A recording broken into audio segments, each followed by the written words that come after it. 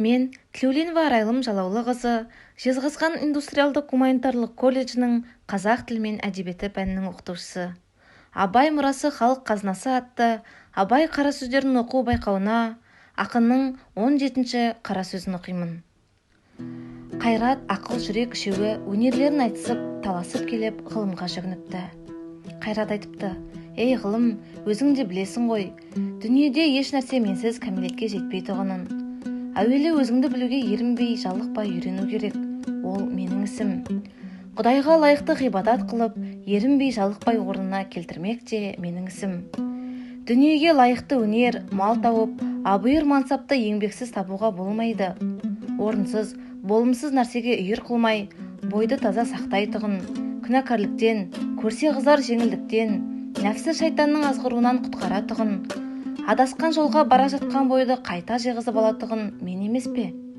Осы екеуі маған қалай таласады?» депті.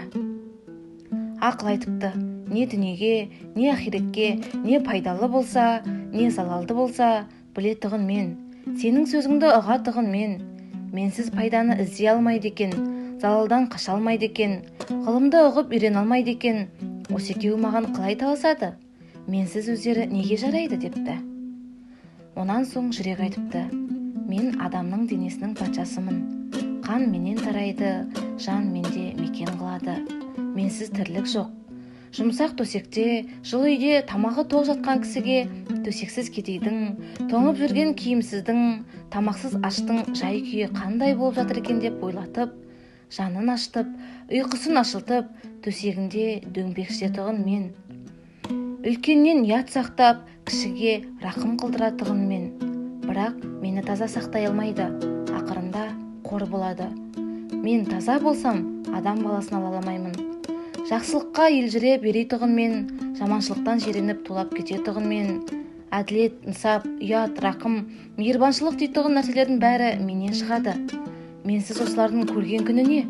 Осы екеуі маған қалай таласады?» депті. Сонда ғылым бұл үшеуінің сөзін тыңдап болып былай депті: «Ей Қайрат, сенің айтқаныңның бәрі де рас. Ол айтқандарынан басқа да көп өнерлерінің бары рас. Сенсіз еш нәрсенің болмайтығының да рас. Бірақ қаруыңа қарай қаттылығың да мол, пайдаң да мол, залалың да мол. Кейде жақсылықты берік ұстап, кейде жамандықты берік ұстап кетесің. Соның жаман» депті. «Ей ақыл, сенің айтқандарыңның да бәрі рас. Сенсіз еш нәрсе табылмайтығың да рас.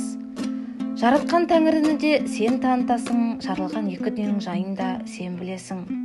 Бірақ сонымен тұрмайсың. Амал да, айла да, бәрі сенен шығады. Жақсының, жаманның екеуінің де сенгені сен. Екеуінің іздегенін тауып беріп жүрсің, соның жаман» депті. «Сен үшеуінің басыңды қоспақ менің ісім. Бірақ сонда билеуші, әмірші жүрек болса жарайды. Ақыл сенің қырың көп, жүрек сенің ол көп қырыңа жүрмейді. Жақсылық айтқаныңа жаны, діні құмар болады, көнбек түгіл қуанады. Жаманшылық айтқаныңа ермейді, ермек түгіл жиреніп үйден қуып шығады. Қайрат, сенің қаруың көп, күшің мол, сенің де еркіңе жібермейді.